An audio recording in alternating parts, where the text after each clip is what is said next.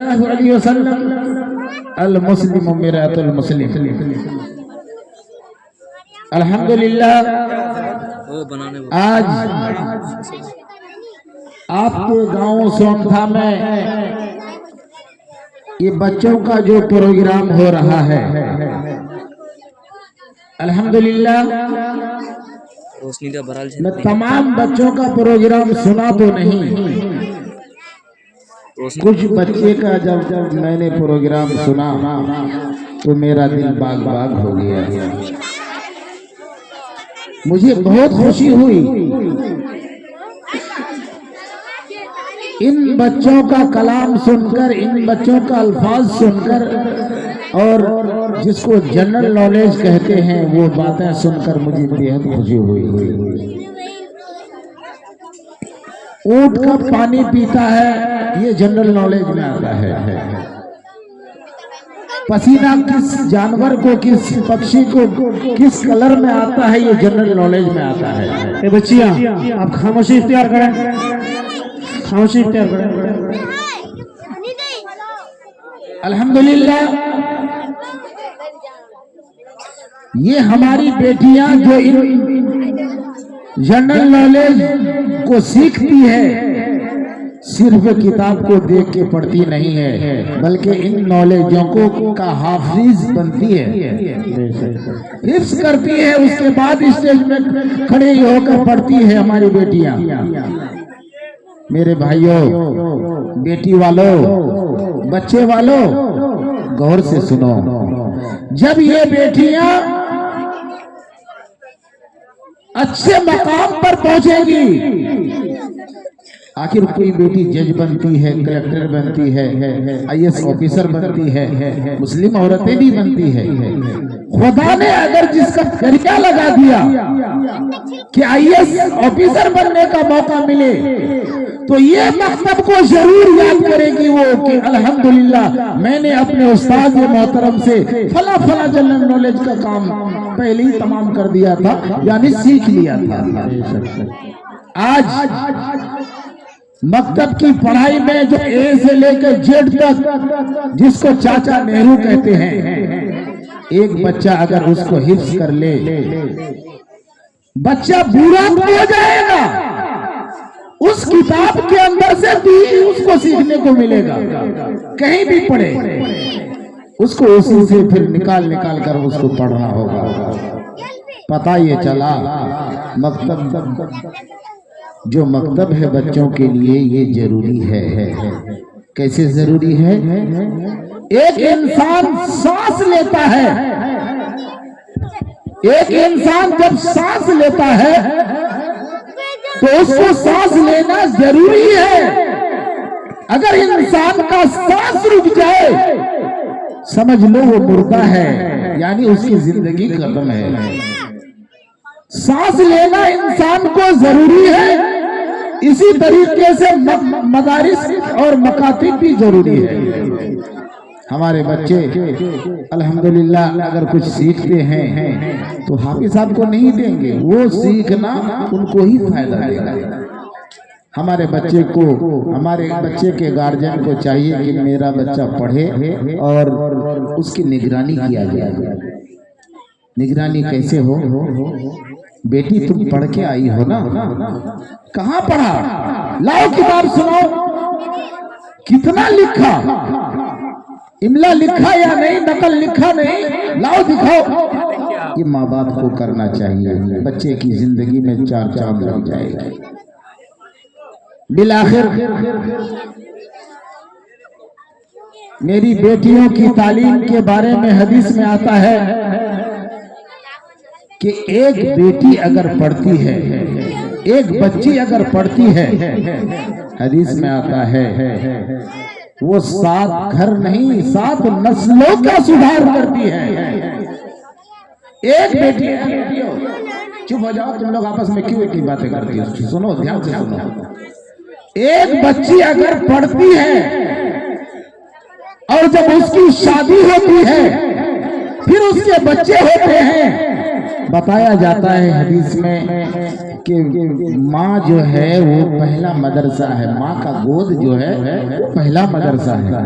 अगर माँ घास छिलती रह जाएगी, गन्ना काटते रह जाएगी, पढ़ी लिखी नहीं बनेगी, नहीं पढ़ेगी, तालीम से आसना नहीं होगा, उसको मुलाकात नहीं होगी, उसका उस माई का गोद कैसे पहला मदरसा बनेगा। इसलिए माँ को पढ़ना बेहद जरूरी है। तो जो मेरी बेटियां पढ़ती है अल्हम्दुलिल्लाह कल माँ बनेगी, तो वो बच्चियां जो उनका जो सुधार होगा महल्ले में होगा, पड़ोस में होगा, लोगों से बात करने का तरीका सही आएगा। पर्दे के बारे में भी आपने सुना बच्चों के का ये मुकलमा कि पर्दा इंसान को जरूरी है। कैसा जरूरी है?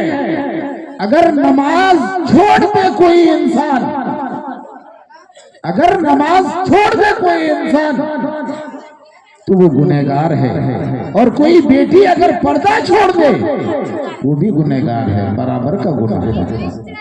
इसलिए पर्दा भी जरूरी है। मेरी बेटियों, मैं आपके तालीम से बेहद मुसर्रत हूँ, खुश हूँ, मुझे बहुत अच्छा लगा। आज मुझे ये लगा कि हजरत फातिमा रज़ी अल्लाह ताला अन्हा, माँ आयशा रज़ी अल्लाह ताला अन्हा आपस में बैठकर बातें कर रही है। आपस में माँ आयशा रज़ी अल्लाह ताला अन्हा हजरत फातिमा आपस में बातें कर रही है। कह रही है, अम्मी जान मैं एक सहाबी की बेटी, आप एक सहाबी की बेटी हैं। हजरत फातिमा कहती है आप एक सहाबी की बेटी हैं और मैं एक पैगंबर की बेटी हूँ, मेरा मर्तबा आला और अफजल है। माँ बेटी बातें कर रही है। फातिमा रज़ी अल्लाह ताला अन्हा और माँ आयशा रज़ी अल्लाह ताला अन्हा बातें कर रही हैं। माँ आयशा रज़ी अल्लाह ताला अन्हा आपने फरमाया, बेटी फातिमा आपने सही कहा, मैं एक सहाबी की बेटी हूँ और आप एक पैगंबर की बेटी हैं, आपने सही कहा। पर ए बेटी बात सुनो, जन्नत के अंदर जब दाखिला होगा, मैंने तुम्हारे अब्बा के कौल के मुताबिक बता रही हूँ, मैं हदीस के मुताबिक बता रही हूँ, औरत भी नेक हो मर्द भी नेक हो, जब जन्नत के अंदर दाखिला होगा तो तुम्हारा हाथ एक सहाबी के हाथ में होगा और मेरा हाथ इमामुल अंबिया के हाथ में होगा। आयशा रज़ी अल्लाह ताला अन्हा फरमाती है, कौन आयशा? हुजरा कच्चा है माँ आयशा का, आपका रूम, आपका कमरा टाटी का बना हुआ है, खजूर के छालों से बना हुआ है।